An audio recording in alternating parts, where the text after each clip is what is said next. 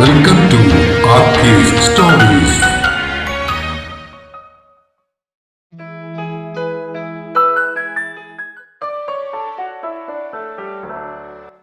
താളം ഭാഗം 66.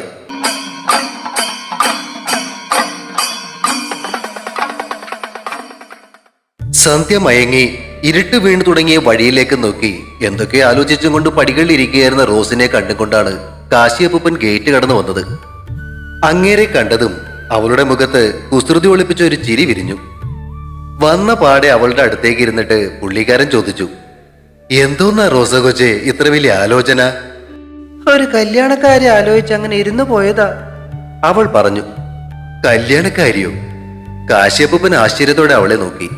ആർക്ക്? നിങ്ങൾക്ക്. അവൾ കുസൃതി നിറഞ്ഞു ചിരിച്ചു. നിങ്ങളോ? അങ്ങേരുടെ കണ്ണുകൾ ഒന്നുകൂടി അങ്ങ് മിഴിഞ്ഞു. അതെ, ഞാൻ അപ്പൂപ്പാന്ന് വിളിച്ച് പ്രായം കൂട്ടുന്നു എന്നായിരുന്നില്ലേ മനുഷ്യ നിങ്ങളുടെ പരാതി? അവൾ അങ്ങേരെ നോക്കി ഒന്ന് കണ്ണിറുക്കി.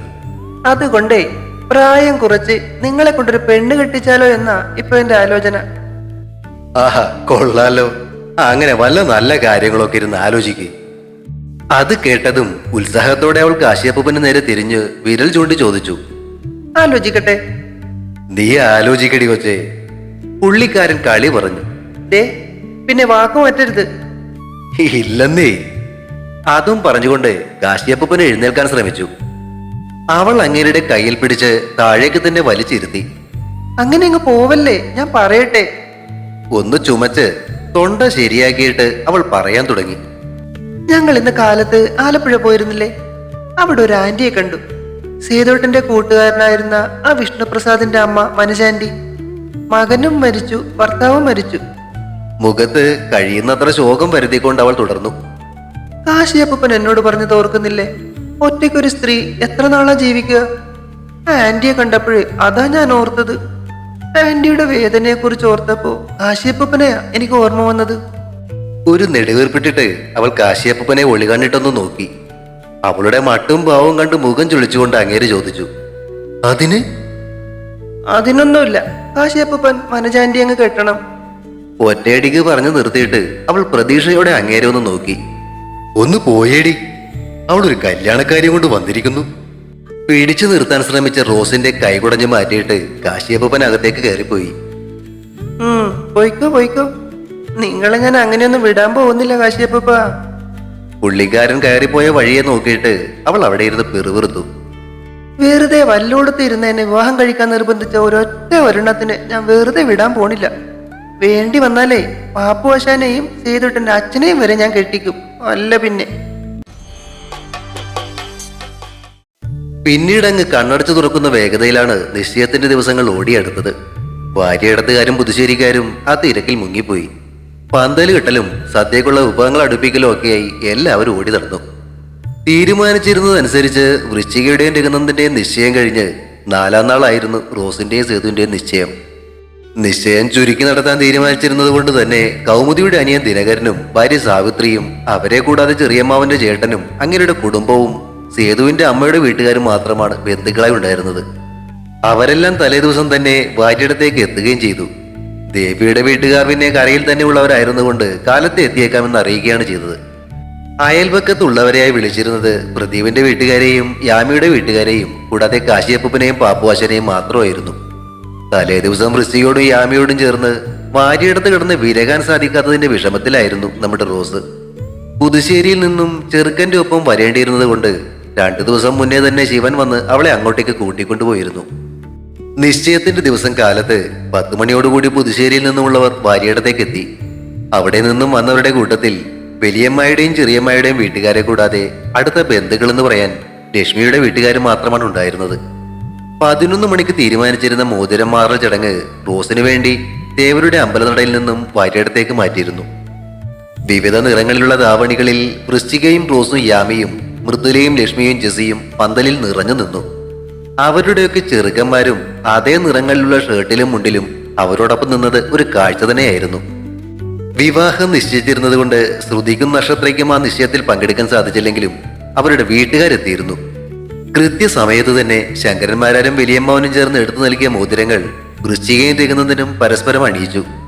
അതിനുശേഷം ഫോട്ടോ എടുക്കലും സദ്യയും ഒക്കെ കഴിഞ്ഞ് 3 മണിയോടെയാണ് പുതുശ്ശേരിക്കാർ തിരികെ പോയത്. റോസിന്റെയും സേതുവിന്റെയും നിശ്ചയത്തിന് 4 ദിവസം മാത്രമേ ബാക്കിയുള്ളൂ എന്നതുകൊണ്ട് തന്നെ റോസ് അവരോടൊപ്പം പുതുശ്ശേരിയിലേക്ക് തിരികെ പോവുകയും ചെയ്തു. അതിനടുത്ത 3 ദിവസങ്ങളും ശരവേഗത്തിലങ്ങ് പാഞ്ഞുപോയി. റോസിന്റെ ആഗ്രഹപ്രകാരം നിശ്ചയത്തിന്റെ തലേദിവസം ശിവനും രഘുവും കൂടി അവളെ ചെറുവാണിയൂരിലെ പള്ളിയിലേക്ക് എത്തിച്ചു. പള്ളിയിലും അപ്പച്ചന്റെയും അമ്മച്ചിയുടെയും കുഴിമാടത്തിലും കയറി പ്രാർത്ഥിച്ചിട്ടാണ് അവളൊന്ന് തിരികെ പോയത്. നിശ്ചയത്തിന് പുതുശ്ശേരിയിലേക്ക് പോരാൻ നമ്മുടെ വൃശ്ചിക പഠിച്ച പണി 18 നോക്കിയെങ്കിലും കൗമുദി അവളെ അതിന് അനുവദിച്ചില്ല. ചെറിയച്ഛന്റെയും സേതുവിന്റെയും അടുത്ത് അവൾ പരാതിയൊക്കെ പറഞ്ഞെങ്കിലും നിശ്ചയം കഴിഞ്ഞ പെണ്ണ് ചെറുക്കന്റെ വീട്ടിലേക്ക് കല്യാണത്തിന് മുന്നേ പോകുന്നത് അത്രക്ക് ശരിയല്ല എന്ന് ചെറിയമ്മായി കൂടി അങ്ങ് പറഞ്ഞതോടെ അവളുടെ ആഗ്രഹത്തിന് തിരശീല വീണു.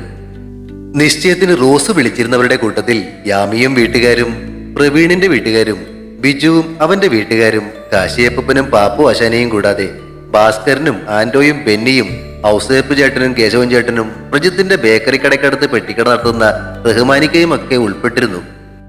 അവരെ കൂടാതെ പള്ളിയിലെ അഗസ്റ്റിനച്ചനെയും കപ്പ്യാരായ ദേവസ്വചേട്ടനെയും നക്ഷത്രയെയും ശ്രുതിയെയും അവരുടെ വീട്ടുകാരെയും അവൾ പ്രത്യേകം ക്ഷണിച്ചിരുന്നു. വൃശ്ചികയ്ക്ക് കൂട്ടുനിൽക്കാൻ എന്ന പേരിൽ പ്രജിത്ത് നിശ്ചയത്തിന് പോകാതെ മാറിക്കളഞ്ഞു. ഭാര്യയിടത്തുള്ളവരും അവനെ അങ്ങ് നിർബന്ധിക്കാൻ പോയില്ല. ശ്രുതിക്ക് ആ നിശ്ചയത്തിന് പോകാൻ ആഗ്രഹമുണ്ടായിരുന്നെങ്കിലും പ്രജിത്ത് അവളെയും അവളുടെ വീട്ടുകാരെയും വിട്ടില്ല. റോസിന്റെ നിശ്ചയം ഭാര്യയെടുത്തുകാർ പ്രതീക്ഷിച്ചതിലും ഗംഭീരമായിട്ടാണ് പുതുശ്ശേരിക്കാർ നടത്തിയത്.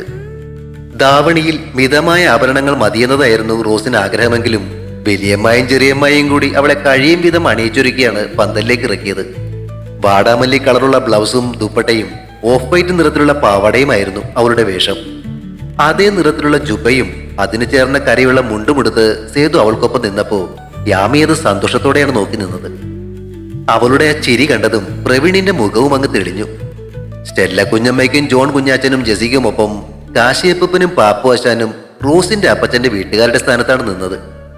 അത്രയും ദൂരം യാത്ര ചെയ്യാനുള്ള ബുദ്ധിമുട്ട് കൊണ്ട് ശ്രീമോള് നിശ്ചയത്തിന് എത്തിയിരുന്നില്ലെങ്കിലും ദേവി രമേശനോടൊപ്പം ചാടിക്കയറി പോന്നിരുന്നു.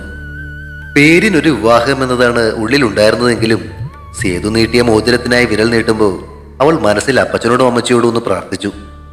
അവളുടെ കണ്ണിൽ പൊടിഞ്ഞ നനവ് കയ്യിലിരുന്ന് കേച്ചീഫിനാൽ സേതു ഒപ്പിയെടുത്തത് ഫോട്ടോഗ്രാഫർ ക്യാമറയിലേക്ക് പകർത്തുമ്പോൾ ശങ്കരന്മാരും ചെറിയമ്മായിയും അത് മനസ്സിൽ നിറഞ്ഞ സന്തോഷത്തിലേക്ക് പകർത്തുകയായിരുന്നു. മോതിരം മാറ്റത്തിന് ശേഷമുള്ള ഫോട്ടോ എടുപ്പിൽ റോസ് കരയിൽ നിന്ന് വന്നവരെയൊക്കെ വിളിച്ചു നിർത്തി ഫോട്ടോ എടുപ്പിച്ചു. താനെന്ന് എതിര് പറഞ്ഞില്ലായിരുന്നെങ്കിൽ ഒരുപക്ഷെ ഈ സൗഭാഗ്യം അത്രയും പ്രജിത്തിന് കിട്ടേണ്ടതായിരുന്നില്ല എന്ന ഒരു ചിന്തയോടെ നിന്ന കൗമുദി മാത്രം ആ സന്തോഷങ്ങൾക്കിടയിൽ ഒറ്റപ്പെട്ടുപോയി. ഫോട്ടോ എടുപ്പ് കഴിഞ്ഞതും ഭാര്യയിടത്തെ ചെറിയമ്മായിട്ട് അടുത്ത് നിന്നിരുന്ന വനജാന്റിയെ അവൾ തേടി പിടിച്ചു. ആന്റി ഒന്ന് വരാവോ, ഒരാളെ പരിചയപ്പെടുത്തി തരാം. റോസ് വിളിച്ചത് കേട്ട് വനജാന്റി കൂടെ ചെന്നു. പന്തലിന്റെ അങ്ങേ വശത്ത് കാശിയപ്പൻ നിവിനോടും സേതുവിനോടും സംസാരിച്ചുകൊണ്ട് നിൽക്കുകയായിരുന്നു. കാശിയങ്ങളെ. റോസിന്റെ ആ പുതിയ വിളി കേട്ട് കാശിയപ്പനൊപ്പം സേതുവും അത്ഭുതത്തോടെയാണ് തിരിഞ്ഞു നോക്കിയത്. അവളുടെ കൂടെ നിൽക്കുന്ന വനജാന്റിയെ കണ്ടതും കാര്യം മനസ്സിലായതുപോലെ സേതു തല കുലുക്കി. ആന്റി ഇതാ കാശിയങ്ങള്. എനിക്ക് എന്റെ സ്വന്തം അപ്പച്ചനെ പോലെയാ. അവിടെ പണ്ടേ കാമോത്ത് എന്ന് പറഞ്ഞ വലിയൊരു തറവാട്ടുണ്ടായിരുന്നു. ഇപ്പൊ അവിടെ കാശിയങ്ങള് മാത്രമേ ഉള്ളൂ. അങ്ങളെ ഇത് വനജാന്റി, ഞാൻ കഴിഞ്ഞ ദിവസം പറഞ്ഞായിരുന്നില്ലേ? ഓ മനസ്സിലായെന്ന മട്ടിൽ അങ്ങേരൊന്ന് തലകുലുക്കി. ആ ആന്റിയാ ഈ ആന്റി. ആന്റി, ഈ കാശിയങ്ങളെ ഒരു ക്രോണിക് ബാച്ചിലറാ കേട്ടോ. പുള്ളിക്കാരനെ ഞാനൊരു വിവാഹം ആലോചിച്ചുകൊണ്ടിരിക്കുക. പെണ്ണിനെയൊക്കെ ഞാൻ കണ്ടുവച്ചിട്ടുണ്ട്. പക്ഷെ ഇങ്ങനെ ചുമ്മാ മോഡ എടുക്കുവാന്നേ. ഇതൊക്കെ എന്നോടെന്തിനാ പറയുന്നത് എന്ന മട്ടിൽ ആന്റി ചിരിച്ചും കൊണ്ട് നിന്നപ്പോ നിങ്ങൾ സംസാരിച്ചു നിൽക്ക്, ഞാൻ ഇപ്പൊ വരാമെന്നും പറഞ്ഞുകൊണ്ട് അങ്ങേര് അവളുടെ മുന്നിൽ നിന്ന് രക്ഷപ്പെട്ടു. നിശ്ചയത്തിന്റെ സദ്യ ഒരു വിവാഹത്തിൻ്റെതുപോലെ ഗംഭീരമായിരുന്നു. 2 തരം പായസവും 21 തരം തൊടുകറികളുമായി പെങ്ങളുടെ നിശ്ചയവും വിവാഹം നടത്താൻ സാധിക്കാതിരുന്നതിന്റെ ഒരു കുറവ് ആ ആങ്ങളമാരങ്ങ് തീർത്തു. സദ്യയും കഴിഞ്ഞ് തിരികെ പോകാനിറങ്ങിയപ്പോ അടുത്ത ആഴ്ച യാമിയുടെ വിവാഹത്തിന് കാണാമെന്നും പറഞ്ഞിട്ടാണ് ഭാര്യയടുത്ത് നിന്നും വന്നവർ യാത്ര പറഞ്ഞിറങ്ങിയത്. യാമിയുടെ കല്യാണത്തിന്റെ തലേദിവസമായിരുന്നു പാപ്പുവാശന്റെ കടയുടെ ഉദ്ഘാടനം. റോസിന്റെ കൂടി ആഗ്രഹമനുസരിച്ച് ശങ്കരന്മാരെ കൊണ്ടാണ് കട ഉദ്ഘാടനം ചെയ്തത്. ആണുങ്ങൾക്കുള്ള ഹെയർ കട്ടിംഗ് സലൂൺ കൂടാതെ പെണ്ണുങ്ങൾക്ക് വേണ്ടിയുള്ള ഒരു ബ്യൂട്ടി പാർലർ കൂടി തുടങ്ങുന്നു എന്നത് കരയിലെ പെൺകുട്ടികളെ സംബന്ധിച്ച് വലിയൊരു കാര്യമായിരുന്നു. ടൗണിലൊരു ബ്യൂട്ടി പാർലർ തുടങ്ങിയേക്കുന്നത് എറിഞ്ഞ് പലരും അവിടെ പോയി തുടങ്ങിയിരുന്ന സമയമായിരുന്നു അത്. അതുകൊണ്ട് ഉദ്ഘാടന ദിവസം തന്നെ നല്ല തിരക്കുണ്ടായിരുന്നു. ഉദ്ഘാടനവും മധുരപലഹാര വിതരണവും ഒക്കെ കഴിഞ്ഞതിന് ശേഷം ഉദ്ഘാടനത്തിന് എത്തിയവരിൽ പലരും നേരെ യാമിയുടെ വീട്ടിലേക്കാണ് പോയത്. പിറ്റേ ദിവസത്തേക്കുള്ള സദ്യയുടെ പച്ചക്കറികളും പലചരക്ക് സാധനങ്ങളുമൊക്കെ അപ്പോഴേക്കും അവളുടെ വീട്ടിലേക്ക് എത്തിയിട്ടുണ്ടായിരുന്നു. അതോടെ ചെന്നവരെല്ലാം ദഹണ്ടക്കാരനായ പുരുവിനെയും കൂട്ടരെയും സഹായിക്കാനായി അങ്ങ് കൂടി. റോസും വൃശ്ചികയും ചെല്ലുമ്പോ പന്തലിലും മതിലിലുമൊക്കെ സീരിയൽ ലൈറ്റുകൾ ഇടുന്ന പണി നടക്കുകയാണ്.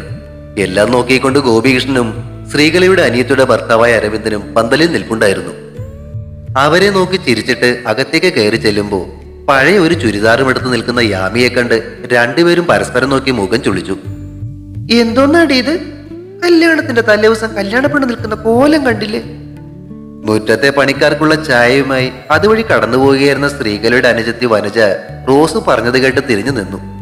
ഞാൻ ഇവളോട് കാലത്തെ പറഞ്ഞതാ മോളെ. അപ്പൊ ഉച്ചക്ക് ഊണ് കഴിഞ്ഞിട്ട് ഉടുപ്പ് മാറാന്നും പറഞ്ഞുകൊണ്ട് നിൽപ്പാ പെണ്ണ്. നിങ്ങളൊന്ന് പറഞ്ഞു കൊടുക്ക്, ആളുകളൊക്കെ വരുന്നതല്ലേ. അതും പറഞ്ഞിട്ട് പുറത്തേക്ക് പോയ ചിറ്റയെ നോക്കി യാമി ചുണ്ടു കൂർപ്പിച്ചു. നീ എന്തിനാ യാമി ആ പാവം ചിറ്റയെ നോക്കി കൊഞ്ഞനം കുത്തുന്നേ? പുള്ളിക്കാരി പറഞ്ഞത് ശരിയല്ലേ, വന്നേ. വൃശ്ചിക കയ്യിൽ പിടിച്ച് വലിച്ചതോടെ യാമി ചിണുങ്ങി. ഡീ ഇപ്പോഴേ ഡ്രസ്സ് മാറിയൊക്കെ നിന്ന വൈകുന്നേരം ആകുമ്പോഴേക്കും മുഷിയുടി. അപ്പൊ നമുക്ക് വേറെ മാറാം. കല്യാണമായിട്ട് സാരി 5-6 എടുത്തു വെച്ചിട്ടില്ലേ, പിന്നെ നിനക്കെന്തിനാ എത്ര മടി? റോസും നിർബന്ധിച്ചതോടെ യാമി മനസ്സില്ലാ മനസ്സോടെ അവരോടൊപ്പം മുറിയിലേക്ക് കയറി. നിറയെ പൂക്കൾ പ്രിന്റ് ചെയ്ത ഒരു പിങ്ക് കളർ സാരിയായിരുന്നു റോസും വൃശ്ചികയും കൂടി യാമയെ ഉടുപ്പിച്ചത്. വൃശ്ചിക കൊണ്ടുവന്ന 3 മുഴം മുല്ലപ്പൂവും അതിനു നടുവിലായി റോസിന്റെ വീട്ടിൽ നിന്ന് കൊണ്ടുവന്ന ഒരു റോസാപ്പൂവും ചൂടിച്ച് അവരവളെ ഒരുക്കി ഇറക്കിയപ്പോ സ്വീകരണ മുറിയിലുണ്ടായിരുന്ന പെണ്ണുങ്ങൾ ബോധിച്ചതുപോലെ അവളെ അടിമുടി നോക്കി തല കുലുക്കി. ഒരുങ്ങി നിന്നത് നന്നായി എന്ന് തോന്നും വിധമായിരുന്നു പിന്നീട് അങ്ങോട്ട് കരക്കാർ വന്നുകൊണ്ടിരുന്നത്. വരുന്നവർ കൊണ്ടുവരുന്ന സമ്മാനങ്ങൾ വാങ്ങിയും ചിരിച്ചു കാണിച്ചും യാമിക്ക് മടുത്തു. ഇതെന്തോന്നാടി, ആളുകളൊക്കെ കാലത്തെ തന്നെ വരുന്നേ? സാധാരണ കല്യാണത്തലേന്ന് വൈകുന്നേരം വരുന്നവരൊക്കെ കാലത്തെ തന്നെ സമ്മാനങ്ങളുമായി വരുന്നത് കണ്ട സംശയം തീർക്കാനായിരുന്നു വൃശ്ചിക അത് ചോദിച്ചത്. എല്ലാവരെയും പ്രവീണേട്ടന്റെ വീട്ടിൽ ക്ഷണിച്ചിട്ടുണ്ടാവില്ലേ? വൈകിട്ട് ചിലപ്പോ അങ്ങോട്ട് പോകാനാവും. റോസ് പറഞ്ഞു കൊടുത്തപ്പോ കാര്യം പിടികിട്ടിയതുപോലെ വൃശ്ചിക തലകുലുക്കി. ആ സമയം സേതുവും രമേശനുമൊക്കെ പ്രവീണിന്റെ വീട്ടിലായിരുന്നു. പിറ്റേ ദിവസം വൈകുന്നേരത്തെ റിസപ്ഷന് വേണ്ടിയുള്ള കാര്യങ്ങൾ അടുപ്പിക്കുകയായിരുന്നു അവർ. കൂട്ടത്തിൽ പണിക്കശ്ശേരിയിലെ റിജുവുമുണ്ട് അവരുടെ കൂടെ. പെങ്ങളോടും അളിയനോടുമുള്ള നീരസമൊക്കെ മാറിയിരുന്ന അവനിപ്പോ സ്കൂൾ പഠനകാലത്തെ പോലെ ആ മൂവർ സംഘത്തിനൊപ്പം ചേർന്നിരുന്നു. അത്യാവശ്യമായിട്ടൊരു കാര്യം സംസാരിക്കാനുണ്ടെന്നും പറഞ്ഞ് തിരക്കിനിടയിൽ നിന്നും തന്നെ വിളിച്ചുകൊണ്ടുവന്ന അർജുനെയും ബിജുവിനെയും ആകാംക്ഷയോടെ നോക്കിക്കൊണ്ട് പ്രവീൺ വീടിന്റെ പറമ്പിനോട് ചേർന്നുള്ള തൊടിയിലേക്ക് ചാഞ്ഞു നിൽക്കുന്ന തെങ്ങിലേക്ക് ഇരുന്നു. അല്പം അകലെയായി റിജുവിന്റെ നേതൃത്വത്തിൽ ചെറിയൊരു മദ്യസേവയും നടക്കുന്നുണ്ട്. എന്താടാ പറയാനുണ്ടെന്ന് പറഞ്ഞത്? പ്രവീൺ അക്ഷമനായി. നാളെയാണല്ലോ നിന്റെ വിവാഹം, അർജുൻ പറഞ്ഞു തുടങ്ങി. അതെ, അതിന്? നിന്നോടൊരു കാര്യം പറയാൻ വേണ്ടി നിന്റെ അമ്മയും ചേട്ടനും കൂടി ഞങ്ങളെ പറഞ്ഞേൽപ്പിച്ചിട്ടുണ്ട്. എന്ത് കാര്യം? പ്രവീണിന്റെ നെറ്റി ചൊളിഞ്ഞു. നീ പറയുന്നു അതോ ഞാൻ പറയണോന്ന് ആലോചിക്കും പോലെ അർജുനും ബിജുവും കൂടി പരസ്പരം നോക്കാൻ തുടങ്ങിയതോടെ പ്രവീണിന്റെ ക്ഷമ കെട്ടു. എന്തായാലും ഒന്ന് പറഞ്ഞു തോലക്കടാ, വെറുതെ മനുഷ്യനെ ടെൻഷൻ അടിപ്പിക്കല്ലേ. അവൻ ശബ്ദമുയർത്തി. ഡാ കല്യാണച്ചക്ക, ഒരെണ്ണം ഒഴിക്കട്ടെ. അങ്ങേ വശത്തു നിന്നും റിജു ആണ്. പ്രവീൺ തിരിഞ്ഞു നോക്കി കൈ വീശി കാട്ടിയിട്ട് വീണ്ടും മുന്നിൽ നിൽക്കുന്നവന്മാരുടെ നേരെ തിരിഞ്ഞു. പ്രവീണേട്ടാ, അതെ, കാര്യം വേറൊന്നും അല്ല. ബിജു പറഞ്ഞു തുടങ്ങി. ആ യാമി ചേച്ചിക്ക് നമ്മുടെ സേതുവേട്ടനെ പണ്ട് ഇഷ്ടമായിരുന്നല്ലോ. അതിനൊന്നുമില്ല. അർജുൻ ഇടയിൽ കയറി. നീ നാളെ രാത്രി തന്നെ ആ കൊച്ചിന്റെ അടുത്ത് നിന്റെ ആക്രാന്തം ഒന്നും കാണിച്ചേക്കരുതെന്ന് പറയാനാ നിന്നെ ഞങ്ങൾ ഇങ്ങോട്ട് വിളിച്ചുകൊണ്ട് വന്നത്. അവളൊന്ന് അടുക്കും വരെ നീ അല്പം ക്ഷമ കാണിക്കണോന്ന്. കണ്ണും തള്ളി അവരെ നോക്കിയ പ്രവീണിന്റെ മുഖത്ത് ക്രമേണ ഒരു ചളിപ്പ് നിറഞ്ഞു. അമ്മയും ഏട്ടനും കൂടി നിങ്ങളെ പറഞ്ഞേൽപ്പിച്ചതാണോ ഇത്? അവൻ ചോദിച്ചു. അങ്ങനെ പച്ചക്ക് പറഞ്ഞില്ല, പക്ഷെ അവര് പറഞ്ഞതിന്റെ അർത്ഥം ഇതാണ്. ഛേ, ഞാൻ ഇത്രക്ക് നിയന്ത്രണമില്ലാത്ത ഒരുത്തനാണെന്നാണോ നിങ്ങളൊക്കെ കരുതിയിരിക്കുന്നേ? അല്ല, നീയാളൊരു വികാരജീവിയാണെന്ന് എന്തായാലും അവർക്ക് അറിയാലോ. അർജുൻ അവനെ കളിയാക്കിയപ്പോ ബിജു മിണ്ടാതെ നിന്ന് ചിരിച്ചതേ ഉള്ളൂ. ഒഞ്ഞു പോയേടാ, ഞാനേ നല്ല അന്തസ്സുള്ളവനാ, അറിയോ നിനക്കൊക്കെ, പ്രത്യേകിച്ചും പെൺപിള്ളേരുടെ കാര്യത്തില്. ദേ ഇങ്ങോട്ട് നോക്കിയേ. പ്രവീൺ അർജുന്റെ കിറിക്കിട്ടൊന്ന് തോണ്ടി. അവൾ ഇങ്ങോട്ട് അപ്രോച്ച് ചെയ്യാതെ ഞാൻ അവളെ നേരെ ചൊവ്വൊന്ന് നോക്കുക പോലും ഇല്ല. കൂവാ, എന്തോന്ന് കൂവാ, നീയൊക്കെ കണ്ടോടാ. പ്രവീൺ തെങ്ങിൽ നിന്നും എഴുന്നേറ്റ് മുണ്ടിലെ പൊടി തട്ടി. ഡാ പിള്ളേരെ വാടാ. വീണ്ടും റിജുവിന്റെ പ്രലോഭനം കേട്ട് മൂന്നും കൂടി പരസ്പരം നോക്കി. എന്നാ പിന്നെ പോയി 2 അടിക്കാല്ലേ. നീയൊക്കെ പറഞ്ഞത് കേട്ടേ മനുഷ്യന്റെ തൊലി ഉരിഞ്ഞുപോയി. ഇനിയിപ്പോ അവരുടെയൊക്കെ മുഖത്ത് നോക്കണമെങ്കിൽ 2 അടിക്കണം. വാ. മുന്നേ നടന്ന പ്രവീണിന് പിന്നാലെ അർജുനും ബിജുവും അങ്ങേപ്പുറത്തേക്ക് നടന്നു. വൈകുന്നേരമായപ്പോഴേക്കും ഗോപികൃഷ്ണന്റെയും ശ്രീകലയുടെയും ദൂരെയുള്ള ബന്ധുക്കളും വീട്ടിലേക്ക് വന്നു ചേർന്നു. ശ്രീകാന്തിന്റെ 2-3 സുഹൃത്തുക്കളും ഉണ്ടായിരുന്നു തലേദിവസം വന്നെത്തിയവരുടെ കൂട്ടത്തിൽ. ഇവരെയൊക്കെ കൂടി എവിടെ കിടത്തൂടി? വൃശ്ചിക തന്റെ സംശയം പ്രകടിപ്പിച്ചു. ഇവിടെ ഈ ഹാളിൽ പായിട്ടങ്ങ് നിരത്തി കിടത്തും. പിന്നെ ബാക്കിയുള്ളവർ മുറികളിലൊക്കെ ആയിട്ട് കിടന്നോളും. ശ്രീകാന്തിന്റെ കൂട്ടുകാർ രാത്രിയാകുമ്പോൾ ടൗണിലേക്ക് പോകും. അവരവിടെ റൂം എടുത്തിട്ടുണ്ട്. അപ്പൊ നീ എവിടെ കിടക്കും? ഞാൻ ഇന്ന് റോസമ്മയുടെ ഒപ്പമാ. യാമി റോസിനെ ചേർത്ത് നിർത്തി. എന്നാ ഞാനും. അതോടെ വൃശ്ചികയും കൂടെ കൂടി. കല്യാണമൊക്കെ കഴിഞ്ഞ ഇതുപോലെ ഒന്ന് കൂടാൻ പറ്റുമാവോ? യാമി നെടുവേർപ്പെട്ടു. റോസിന്റെ മുഖം ഒന്ന് വിടർന്നു. പിന്നീട് എന്തോ ചിന്തയിൽ ആ മുഖം മങ്ങുകയും ചെയ്തു. ശരിയല്ലേ, ഇനി 2 ആഴ്ച കൂടിയേ ഉള്ളൂ. അത് കഴിഞ്ഞ പഴയതുപോലെ ഇങ്ങനെയൊക്കെ നടക്കാൻ പറ്റുമോ? പിന്നെന്താ? വൃശ്ചികയ്ക്ക് ആ ഒരു ആശങ്കയുമില്ലായിരുന്നു. ഇടി യാമയും ഞാനിവിടെ അടുത്ത് തന്നെ ആണേലും നിന്നൊന്ന് കാണണമെന്നുണ്ട്. അവിടെ വരെ വരണ്ടേ? ഈ എന്തിന്? ഇടി നന്ദേട്ടൻ എല്ലാ ദിവസവും കാലത്തെ അവിടെ നിന്ന് തുണിക്കടയിലേക്ക് വരില്ലേ? നിന്നെയൊക്കെ കാണണമെന്ന് തോന്നുമ്പോ ഞാനും ചാടി കയറി പോരും. വൈകുന്നേരം അങ്ങയുടെ കൂടെ തിരികെ പോകാമല്ലോ. ആ, അത് ശരിയല്ലേ? യാമി സന്തോഷത്തോടെ തലകുലുക്കി. അല്ല വൃഷ്ടി, നിനക്ക് രഘുവേട്ടനോട് പറഞ്ഞൂടെ ഇവിടെ വായിട്ടെടുത്ത് താമസിക്കാന്ന്? നിന്റെ പേരിലും കുറച്ച് സ്ഥലമൊക്കെ ഇവിടെ കിടപ്പുണ്ടല്ലോ. അവിടെ ഒരു വീട് വെച്ചാ പോരെ? അങ്ങനെ ആയിരുന്നേല് ഇപ്പോഴത്തെ പോലെ നമുക്ക് ഇനി അങ്ങോട്ടും കഴിയായിരുന്നു. രാത്രി അമ്മച്ചിയുടെ മുറിയിലെ ഡബിൾ കോട്ടിൽ 3 കൂടി ഉറങ്ങാൻ കിടക്കുന്നതിനിടയിലായിരുന്നു റോസിന്റെ അഭിപ്രായ പ്രകടനം. ഞാനിത് അങ്ങേരോട് പറഞ്ഞതാടി, പക്ഷെ ഏറ്റില്ല. നിരാശയോടെ വൃശ്ചിക ദീർഘമായി ഒന്ന് ശ്വസിച്ചു. ഞാനും കൂടി ഒന്ന് പറഞ്ഞു നോക്കാം. റോസ് അവളെ സമാധാനിപ്പിക്കാൻ പറഞ്ഞു. ഞാൻ പിന്നെ നിർബന്ധിക്കാനൊന്നും നിന്നില്ല. വെറുതെ എന്തിനാ അതും പറഞ്ഞ് അടികൂടുന്നേ? റോസ് കിടന്നിടത്ത് നിന്ന് മുഖമുയർത്തി അവളെ ഒന്ന് നോക്കി. ഈ എന്തോന്ന് അടി പെണ്ണ ഇത്? എപ്പോ നോക്കിയാലും 2 കൂടി സ്ഥിരം അടിയാന്നല്ലോ. കിടന്നുകൊണ്ട് വൃശ്ചിക തലകുലുക്കി. മങ്ങിയ ഇരുട്ടിൽ അവൾ ചിരിക്കുന്നത് റോസ് കണ്ടു. അത് പറഞ്ഞപ്പോ എന്താ പെണ്ണിന്റെ ഒരു ചിരി? ഇങ്ങനെയാന്ന് കല്യാണം കഴിയുമ്പോ 2 കൂടി അടിച്ചു പിരിയോ? ഓടി. വൃശ്ചിക കൈ ഉയർത്തി റോസിന്റെ ചെവിയിലൊന്ന് നുള്ളി. മനസ്സിലാകുന്നുണ്ട് മോളെ. പിണങ്ങിക്കഴിഞ്ഞ് ഇണങ്ങുമ്പോഴുള്ള ആ ഒരു സുഖം അല്ലേ? അതിന് മറുപടി പറയാതെ വൃശ്ചിക കമഴ്ന്നു കിടന്ന് കുലുങ്ങി ചിരിച്ചു. ഇവളിത് എന്തോന്ന് ഒന്നും മിണ്ടാതെ കിടക്കുന്നേ? ഉറങ്ങിയോടിയാമി? റോസിന്റെ ചോദ്യത്തിന് പല്ല് ചിലക്കും പോലൊരു ശബ്ദമായിരുന്നു മറുപടി. റോസ് അവൾക്ക് നേരെ തിരിഞ്ഞു കിടന്നു. എന്തോന്നാ പെണ്ണെ ഇത്ര ആലോചന? നാളത്തെ രാത്രിയെ കുറിച്ചാന്നോ?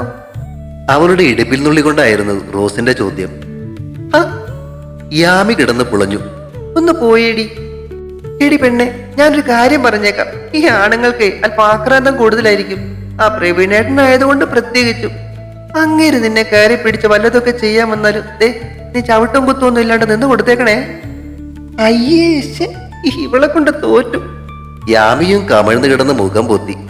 അയ്യടാ, ഒരു ഇള്ള കൊച്ചി. റോസ് വീണ്ടും അവളുടെ ഇടുപ്പിൽ നുള്ളി.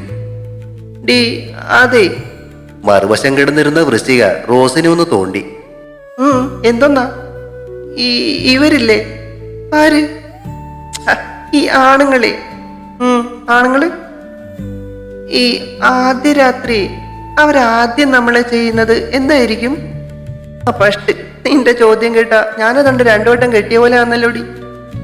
അല്ല, നീ ബിസിനസ് ഒക്കെ നോക്കുന്ന ആളല്ലേ. അതുകൊണ്ട് ഞങ്ങളെക്കാളൊക്കെ കുറച്ചുകൂടി വിവരം അറിവൊക്കെ ഉണ്ടാവില്ലേ?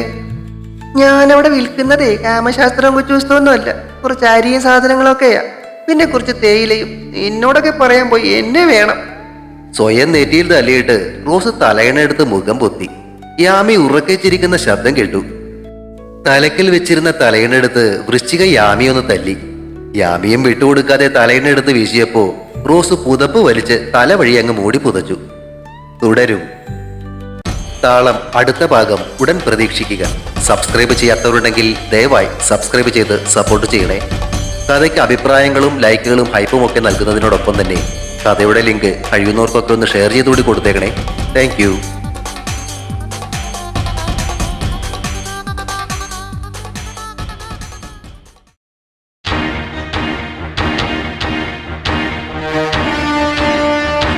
See you soon.